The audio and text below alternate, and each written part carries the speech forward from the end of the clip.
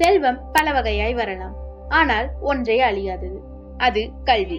நம்மை உயர்த்தும், வாழ்க்கையே மாற்றும் அந்த செல்வம் பற்றி இன்று பேச போகிறோம். உலகில் இருவகையான செல்வங்கள் உள்ளன. ஒன்று எல்லோராலும் மதிக்கப்படும் கல்வி செல்வம், மற்றது பொருட்செல்வம் ஆகும். செல்வங்களுள் சிறந்த செல்வம் கல்வி செல்வமே. அதனால்தான் வள்ளுவர் கேடில் வில்லுச் செல்வம் கல்வி என்றார். கெடுதல் அல்லது அழிதல் இல்லாத செல்வம் கல்வி என்பதே இதன் பொருள். கல்வி அழிவில்லாதது மட்டுமல்ல, என்றும் நிலைத்து நிற்கக்கூடியது.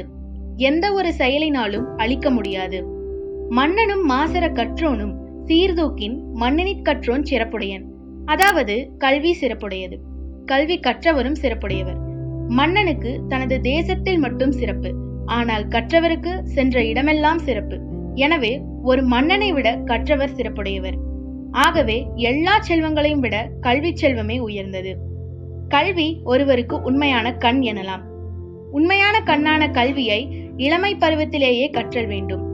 இளமையில் கற்கும் கல்வி நமது மனதில் நன்கு பதியும். கல்லில் எழுதப்பட்ட எழுத்து போல அழியாது. இளமையிற் கல்வி சிலையில் எழுத்து என்ற பழமொழியும் இதனையே உணர்த்துகின்றது. சமயோகிதமாக நடந்து கொள்ளவும் கல்வி அறிவே கை கொடுக்கிறது என்பதை ஒரு சிறுகதை மூலம் பார்க்கலாம். அரசன் ஒருவன் அதிகாலையில் எழுந்து உப்பரிக்கையில் நின்றான். அப்போது அந்த வழியே சென்ற ஓர் இளைஞன் அரசின் பார்வையில் பட்டான். பிறகு அரசன் திரும்புகையில் படி இடித்து நெற்றியில் ரத்தம் வந்தது.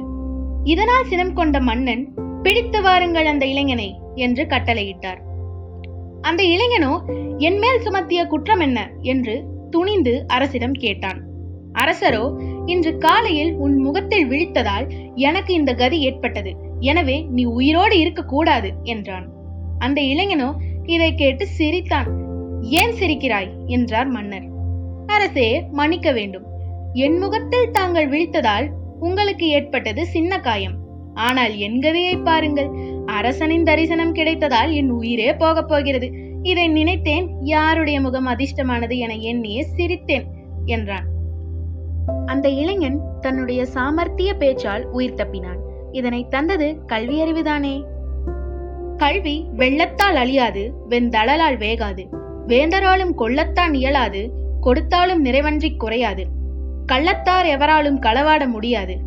எனவே கல்வியில் அறிவில்லாதவனாக இருக்காதீர்கள், கல்வி அறிவில் ஆதவனாக இருங்கள் என்று கூறி என் உரையை நிறைவு செய்கிறேன். நன்றி, வணக்கம்.